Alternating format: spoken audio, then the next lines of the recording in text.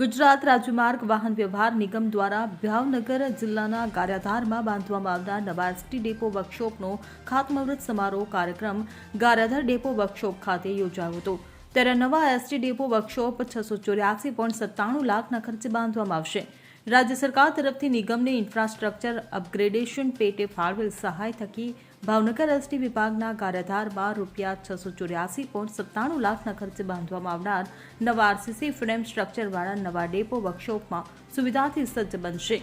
નવા ડેપો વર્કશોપમાં depot manager office, toilet સહિત admin room, tyre room, battery and oil room, store room, record room, ladies rest room, worker rest room, electric room, water room, long peak, short peak તથા circulation વિસ્તારમાં RCC tremix flooring સહિતની સુવિધા બનાવવામાં આવશે। અમીન પાયક સાથે CN24 news Bhavnagar. હવે જુઓ દેશ દુનિયાની તમામ ખબરો તમારી આંગળીના ટેરવે। ઉઠાવો મોબાઈલ અને ગૂગલ પ્લે સ્ટોર પરથી ડાઉનલોડ કરો અમારી CN24 ન્યૂઝ મોબાઈલ એપ।